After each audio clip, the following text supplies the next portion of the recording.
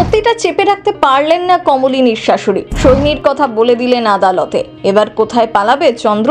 চির সখায় ধুমধুমার পর্ব। এদিকে স্বতন্ত্রর সাথে বেড়াতে যাচ্ছে কমলিনী, যাচ্ছে তাই করে কথা বলল চন্দ্র। এই সিরিয়ালে অম্বরীশ আসলে ভিলেন। কুর্চির স্বামী এবার কি এন্ট্রি নেবে মুখার্জি পরিবারে? চির সখা আপনার কেমন লাগে কমেন্ট করে লিখে জানাতে ভুলবেন না। আদালতে একের পর এক প্রশ্নে জর্জরিত কমলিনীর শাশুড়ি। উকিলের পরপর প্রশ্নে জেরবার। চন্দ্র শিখিয়ে দিলেও সত্যিটা বলে দেয় কমলিনীর শাশুড়ি। কিন্তু এরপরে তিনি তার বৌমার নামে নিন্দা করতে থাকেন, বলতে থাকেন কমলিনীর সাথে স্বতন্ত্র সম্পর্ক রয়েছে বহুদিন ধরে, তাই সে চন্দ্রকে ডিভোর্স দিতে চাইছে। এই কথা শুনেই উকিল আরও রেগে যায়। কথা বলতে বলতে সোহিনীর কথা বের করে আনেন। কমলিনীর শাশুড়িও ভুল করে সোহিনীর কথা বলে দেয়। জনপ্রিয় চিরসখা ধারাবাহিক দিয়েই ছোট পর্দায় কামব্যাক করেছেন অম্বরীশ। ধারাবাহিকের গল্প অনুযায়ী কমলিনী ফিরে আসা স্বামী চন্দ্র থেকে মুক্তি পাওয়ার জন্য ডিভোর্সের জন্য মামলা করছে। বহু অপেক্ষার পর এবার মেগায় সেই ডিভোর্সের মামলা নিয়ে কোর্টরুম ড্রামা শুরু। মধ্যবিত্ত পরিবারে এক মধ্যবয়স্ক মহিলার জীবনের এক কঠিন বাস্তবকে তুলে ধরা হয়েছে এই ধারাবাহিকে।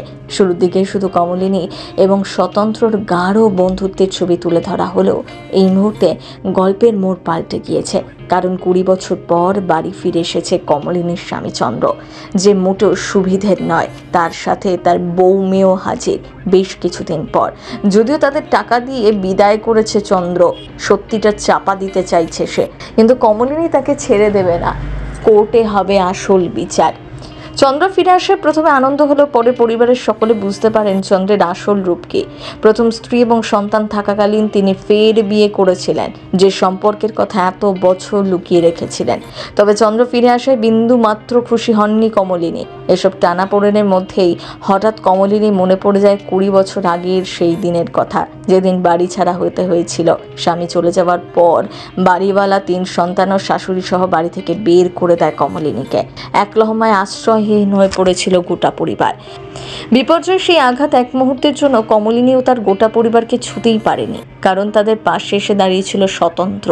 বিন্দুমাত্র দ্বিধা না করে গোটা পরিবারকে নিজের বাড়িতে নিয়ে আসেন। ধীরে ধীরে তিনিও হয়ে ওঠেন কমলিনীর সখা। বিপদের দিনে সেই পাশে থাকা স্বতন্ত্রকেই মনে রাখেনি কমলিনীর শাশুড়ি। তার ছেলে আসায় পুরো ভোল বদল। স্বতন্ত্রর নামে যাচ্ছে তাই করে কথা বলছে।